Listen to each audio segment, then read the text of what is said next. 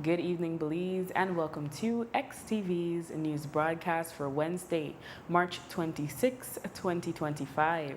Making the headlines tonight, toxicology results in Revere City. Woman died from carbon monoxide poisoning. All U.S. aid projects to Belize on pause, but PM hopeful they will resume. And Belize will get sterile NWS flies after all. We take our first break and return with the news in detail.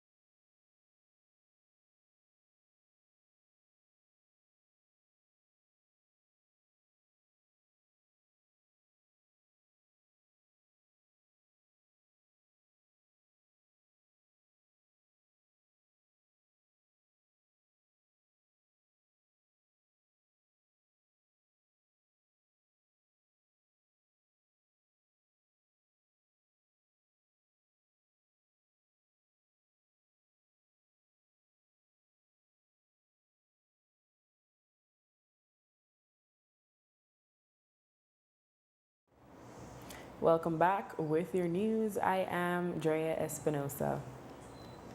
The three young women from the city of Revere, Massachusetts, who were vacationing briefly in San Pedro, Belize, fell victim to a silent killer, one they could not see, hear, feel, or smell: carbon monoxide poisoning. Authorities today reported that the toxicology results have now been received from a leading toxicology lab in the United States, and it determined that carbon monoxide poisoning was what led to the sudden death and unexpected deaths of 26-year-old Wafay El Arar, 24-year-old Imain Amala, and 23-year-old Qatar Naquad. Those results also conclusively determined that the women had not ingested any illegal or unlawful substances. They were celebrating a birthday and stayed at the relatively new Royal Cahal Resort. They had returned to their rooms on the evening of Thursday, February 20, from a swimming trip at Secret Beach and never left. They were found dead on Saturday morning. The Commissioner of Police, Chester Williams, today said a defective water heater in that one alone room is to blame. He says they know this because tests were also conducted in other rooms.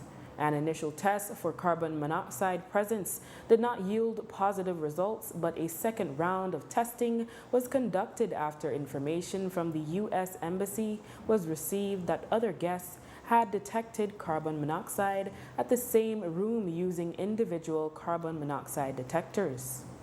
Prompted us to do another round of testing for carbon monoxide. Again, that was done by the Department of Environment and Fire. And we are still awaiting the result of that test that they did um, the second time around. So we have not received that in writing from them.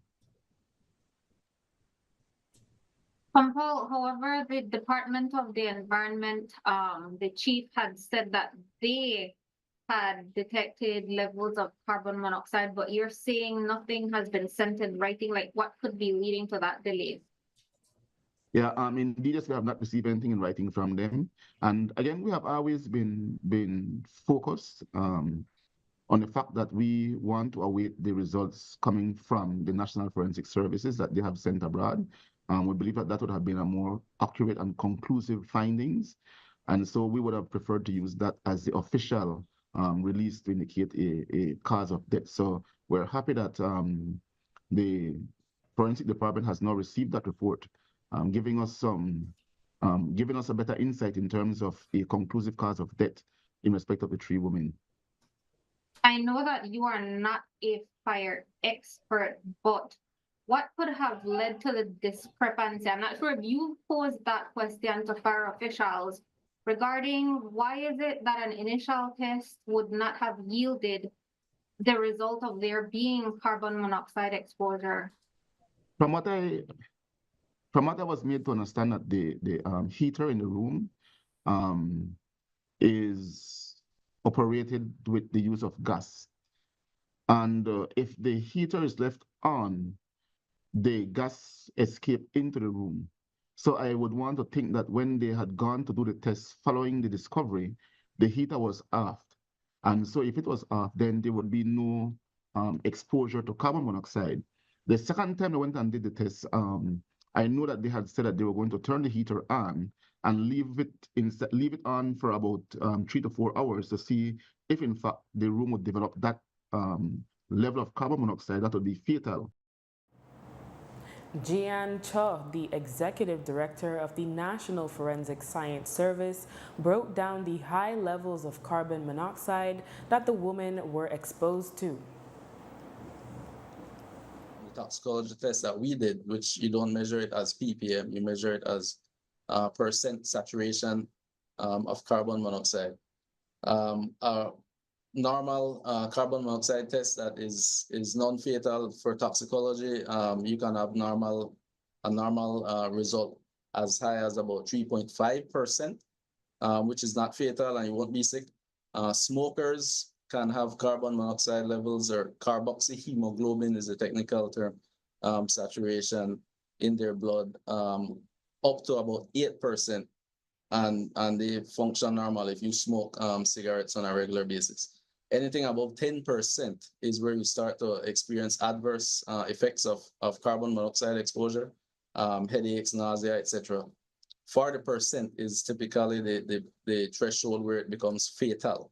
The victims had, one of them was about, I don't recall the exact numbers, but 60%.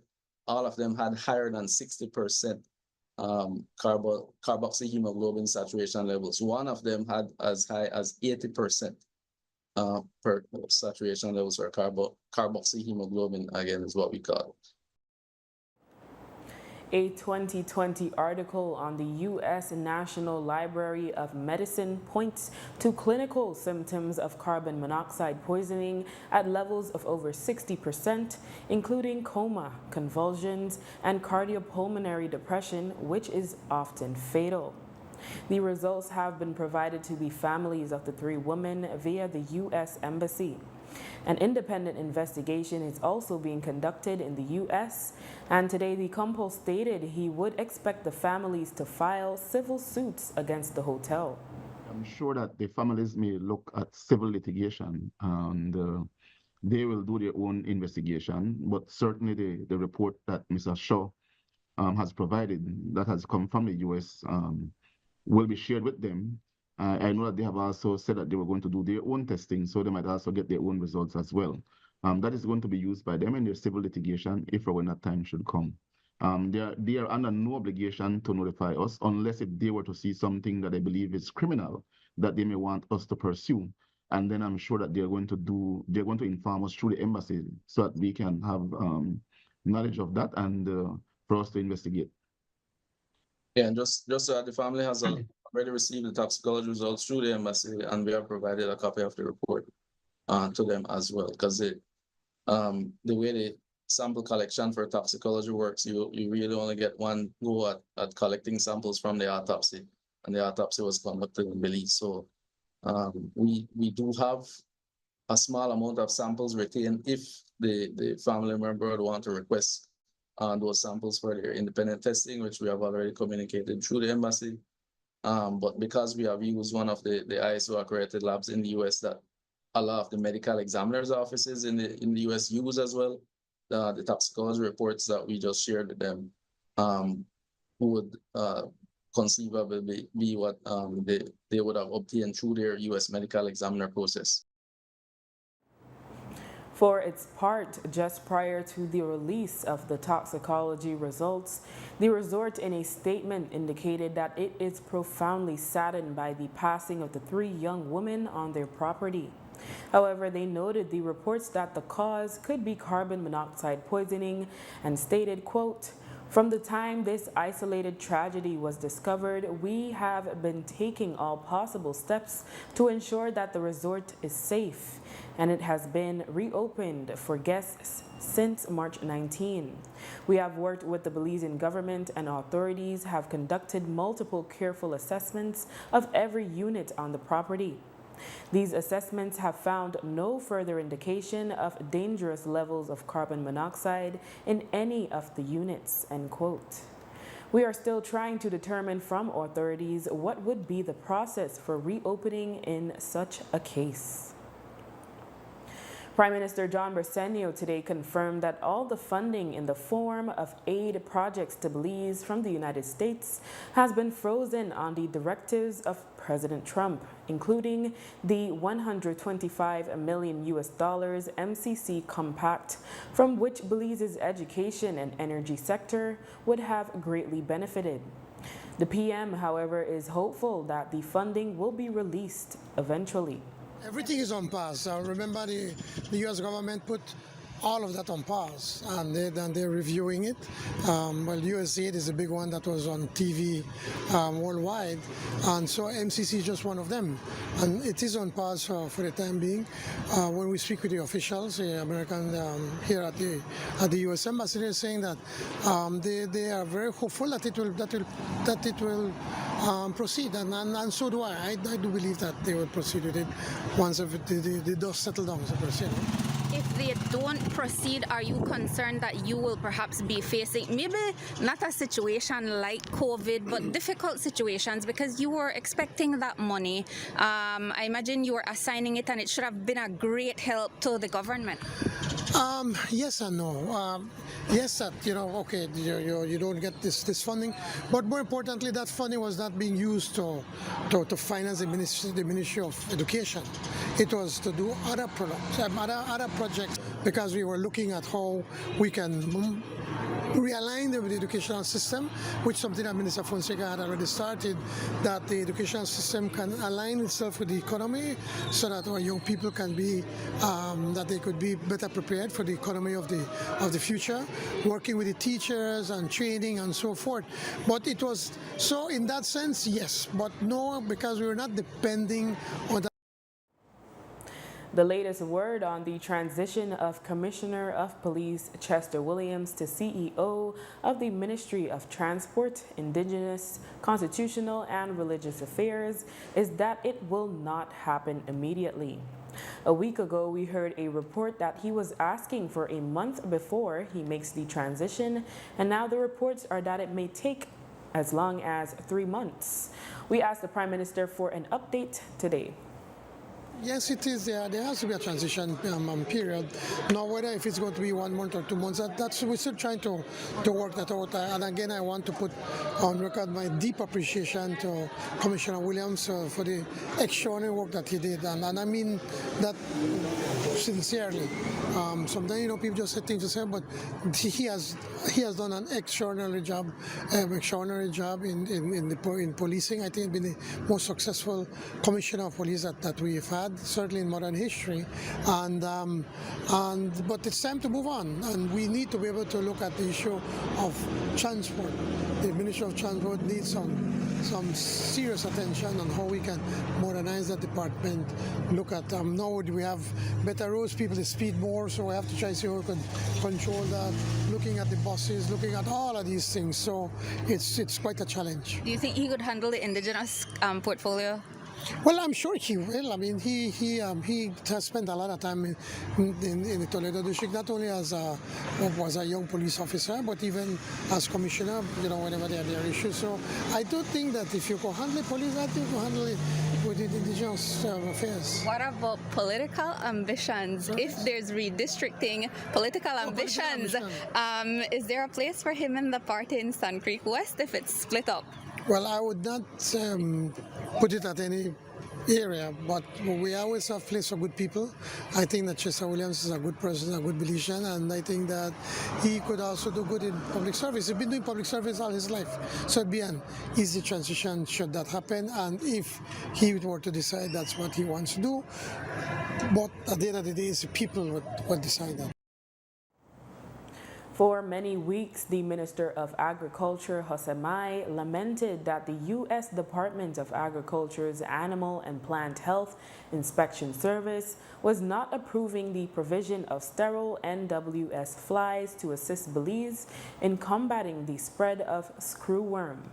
We asked the Prime Minister today if this was seen as a punishment of Belize by the United States over our Palestine advocacy.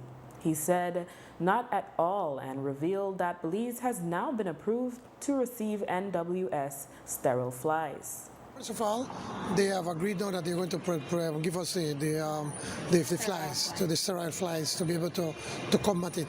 But what has happened is that why they were not giving us the flies immediately, simply because there's a bigger crisis in other parts of Central America, and I imagine that they felt that if they bring the flies here to stop it here and stop it over there, it'll still come to Belize. So they're trying to contain it over there.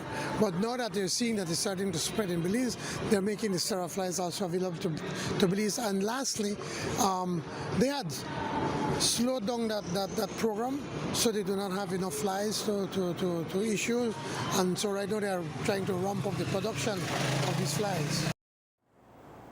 After the break, PM explains why the sugar industry now falls under his portfolio. Stay with us.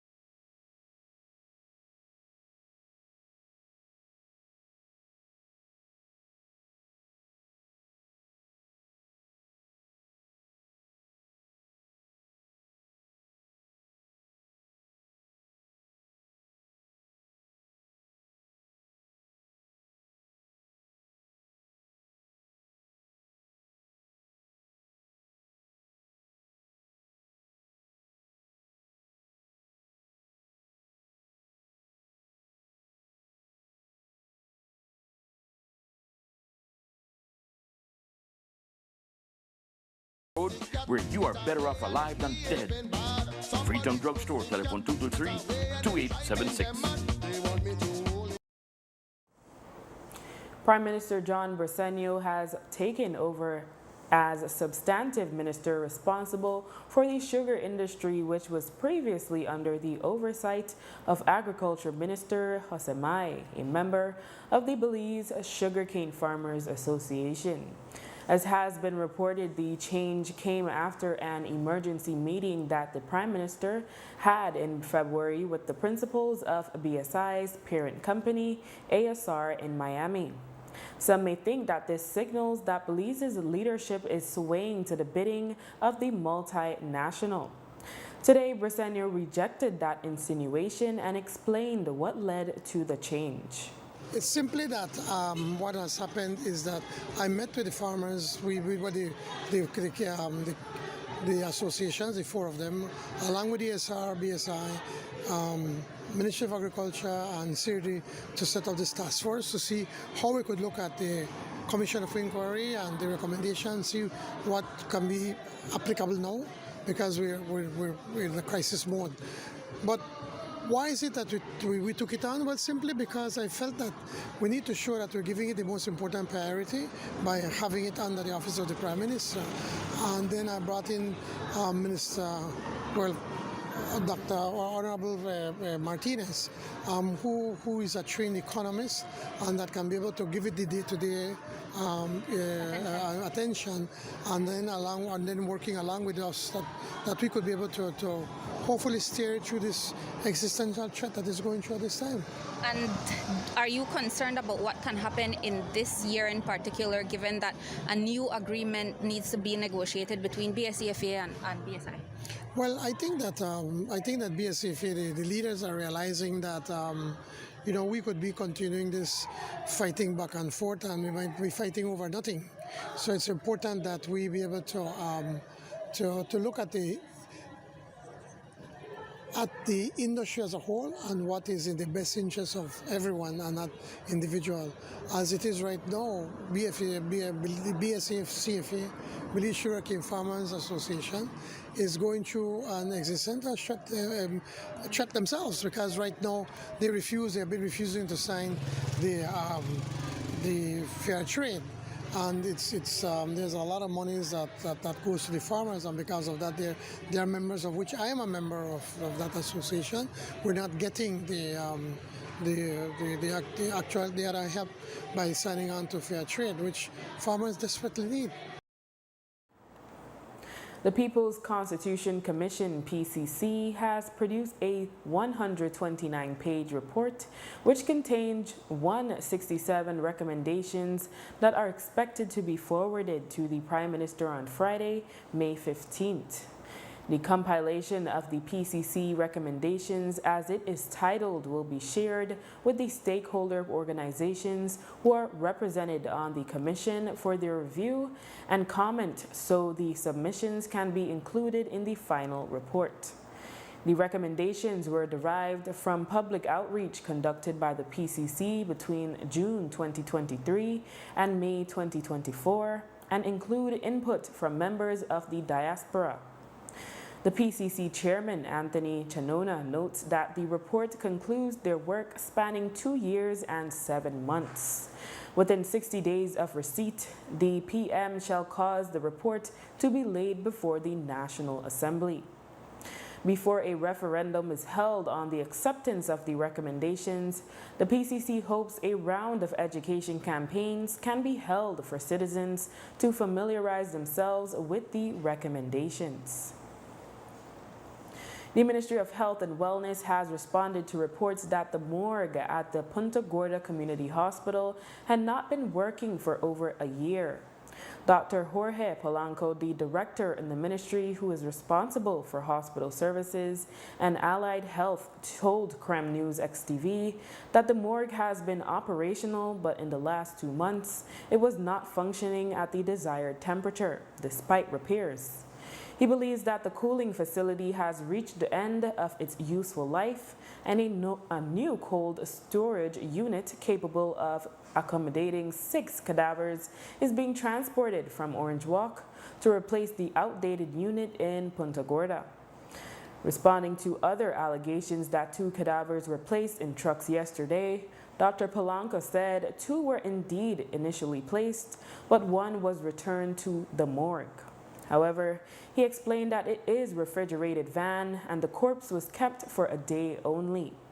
Finally, as it relates to a report of 2 decomposing bodies being blamed on the condition of the cold storage unit, Dr. Polanco reported that 1 body arrived at the facility from forensics, already starting to decompose, and the other was the case of someone who was found dead after several days. In other news, this past weekend at the Bugatti concert held in Dangriga, Stan Creek, 21-year-old Belizean Punta artist Houston Alvarez Jr., known by his stage name Hugh B, stepped into the spotlight to entertain the audience. A Dangriga native, Hugh B was a household name to the audience present, and they gleefully sang along to his songs. However, surprising his audience, Hugh B, in a truly raw and emotional moment, paused and revealed to his audience that prior to his performance, he had suffered a mental breakdown and would be taking a break from performing. He admitted that if he didn't, it could cost him his mental health and possibly his life. It was then the audience turned to surprise Hugh B, as the response to his revelation was not what one would expect in such a situation. Hugh B was met with ridicule, jokes, and laughter. Later that night, as the word began to spread of what transpired, many friends and fans took to social media to show support for his brave act of admitting his struggles with mental health. Many took the time to remind others of the dangers of mental health and to seek help if needed. On Friday, the Ministry of Health and Wellness, Honorable Kevin Bernard, said that mental health will be a focus of his ministry during this second term as minister.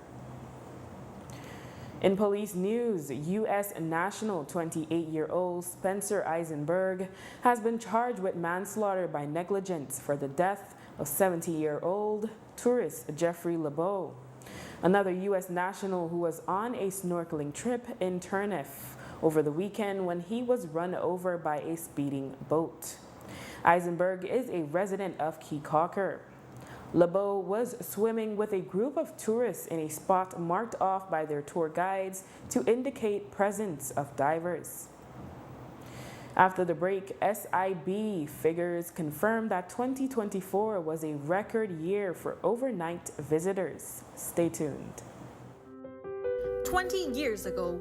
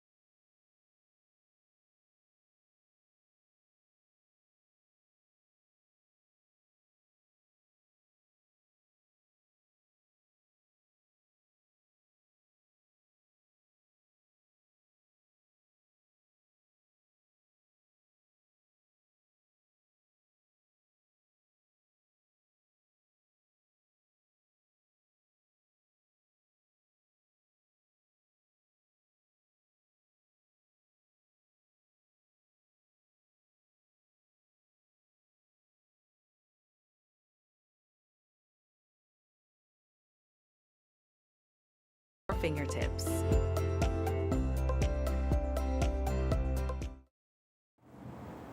The Statistical Institute of Belize, SIB, today revealed that for the first 2 months of 2025, the inflation rate was at 1.9% when compared to the same period in 2024. The Consumer Price Index, CPI, is used to indicate how prices that consumers pay for goods and services change over time relative to a base period. And the inflation rate is the percentage change in the SPI, that's the CPI, between two specific periods. Significant increases were seen in food and non-alcoholic beverages and housing, water, electricity, gas, and other fuels categories, both up to 2.4%, and transport, which saw a 1% increase. Statistician 1, Hefte Ochayeta, shared more details. For the first 2 months of the year, the CPI index recorded an inflation rate of 1.9% in average compared to the same period in 2024. As you can see, the weighted contribution to the inflation rate came from the top three, from food and non-alcoholic beverages, housing, water and electricity and gas, and transportation. The other categories also contributed a little bit, but those are the main ones that we're going to highlight now. So under the food and non-alcoholic beverages, we saw that there was an increase of 2.4%. And this was mainly driven by an increase of 12.8% in the prices of fruits and nuts, as we observed several fruits increasing significantly, like watermelon, limes, and pineapple. Cereal products also experienced an increase of 3.3%, as we saw an increase in the price of white bread, biscuits, and pasta products. The beverages components of the food and non-alcoholic beverages also increased, with increases throughout the categories like fruits and vegetable juices by 15.4%, where we experienced increases in all the drinks, like natural orange juice, increasing by 25.3%, fruit drinks, powder drinks, and also in purified water and soft drinks. When it comes to our municipalities, Belmopan saw the highest inflation at 4.3%, with San Pedro in second place at 3.3%. Meanwhile, Independence, Stan Creek recorded a negative inflation of a negative 0.8%. Now, when we look at the inflation rate by municipalities, we see that the overall inflation rate for the country stands at 1.9%. Belmopan recorded for the period an inflation rate of 4.3%. Independence recorded the only negative inflation of 0.8%.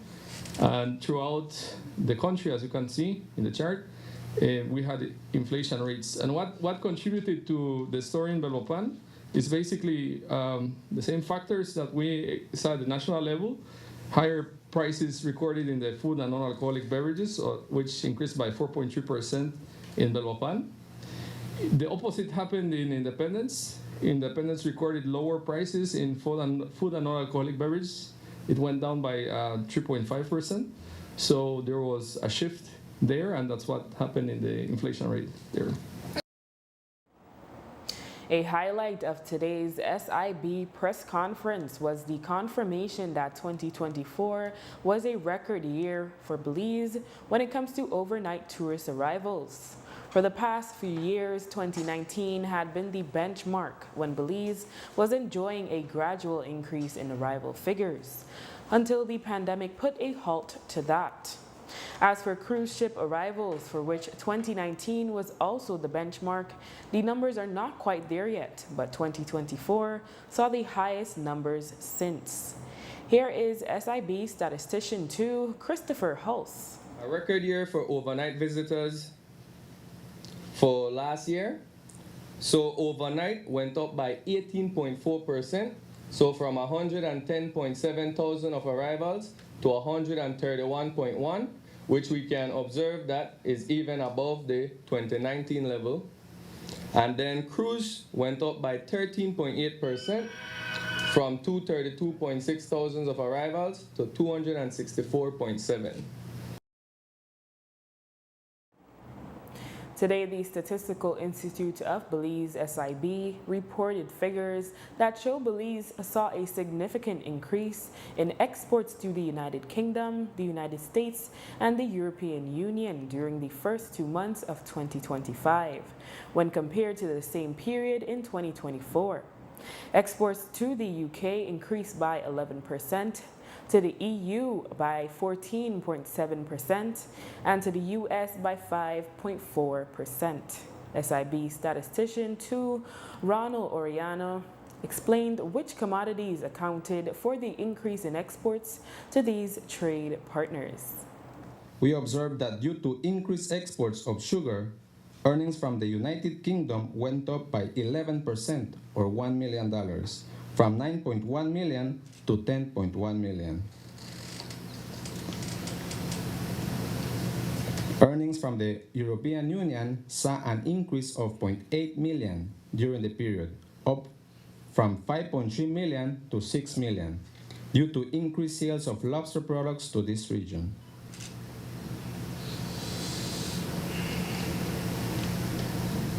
Exports of conch and molasses to the United States of America rose during the period.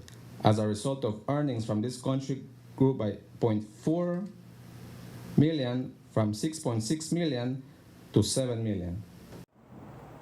Meanwhile, the Statistical Institute of Belize, SIB, also presented figures of our total exports and imports for the first 2 months of 2025. When compared to the same period back in 2024, our imports decreased by 7.8% or $38.8 million to $461 million, while our exports rose by 7.7% or $2.9 million to $40.4 million. For imports, machinery and transport equipment saw the biggest decrease, while for exports, sugar, marine products, and citrus products saw the biggest increase. SIB's statistician 2 Ronald Oriana tells us more. Going on to the categories that contributed to this overall decrease in imports, we have the machinery and transport equipment category, who saw the steepest decline in the first 2 months of the year, falling by $27.4 million to $116 million. This is mainly due to a high-value purchase on an industrial generator made that same period last year, when imports within this category reached $143.8 million. The marine exports saw the largest increase, with earnings doubling during this period, rising from 3.2 million to 6.6 million. This increase is primarily driven by higher imports of whole lobsters, lobster tails, and conch. Next, sugar exports grew by nearly 50%, with a 1.8 million increase in the first 2 months of the year, climbing from 3.8 million to 5.7 million. Similarly, due to increased exports of orange concentrate and higher prices for this product, citrus exports increased by 1.7 million to 3.5 million. In other news, cheers, laughter, games, and a whole lot of excitement was what the scene was like all day at the Stella Maris compound as the school held its annual open day. Primary schools from across Belize City were in attendance, many engaging with Stella Maris students, while others purchased the many arts, crafts, and other items which were on sale that were made by the students themselves. Teacher Cherie Salgado explained why it's important to showcase the skills of the students. We have our annual open day today. What we are doing here today, we're displaying the work of the skills, the classes. We're displaying what these students are capable of doing. And so we had invited several schools. We have the Presbyterian School, we have All Saints, we have Wesley Lower School, and we are expecting more students to be here as well. So when the students reach, I gave them a little history of what our school is all about, and I asked them, you know, if they are to come here at Stella Maris School, which one of the skills they would have looked at. And so what surprised me too is that most of them know what Stella Maris is about. And so if we continue to raise awareness for these students here at Stella Maris, sensitize the different schools, we know that Stella Maris will come a long way. And April is Autism Awareness Month, and as a school that focuses on differently abled students, teacher Cherie Salgado says that Stella Maris will be busy that month. She made a plea to the public to remember differently abled members of the community, not only when there are special observances, but to constantly check on them. She said these individuals just want to be accepted and be shown love. Yes, we usually participate. Yes, we have our students wear blue, and we do different paintings, we do different friendship rings and bands and so forth. So yes, of course, we have a week for that. And we're asking, and every time I do an interview, I always ask the public, these students are just looking for the same thing as many of us are looking for. They're looking for love. They're looking for you guys to accept them for who they are. You know, these children they're not crazy. They just have a disability. Some of them just have a physical disability. Intellectually, nothing is wrong with them. So I just want you guys to continue to just not only wear blue when it's Autism Awareness Day, or wear your mismatched socks when it's Down Syndrome Day. We want you all to be aware every day of your lives. When you see someone with a disability, you know, stop and check on them. I've been here for 18 years, and we did a lot of sensitization when it comes to bringing awareness about Stella Maris, and I've really seen it's not. You know, we still have more to do. We still have work for the public to be aware of, and so that's the reason why we have our open day, so that they can come in and they can see what we're all about. And with that, we have come to the end of our newscast. The repeat can be viewed on the station later tonight at 9 and again tomorrow at midday. Join us again tomorrow for another news broadcast. I am Drea Espinosa. Have a safe and enjoyable evening.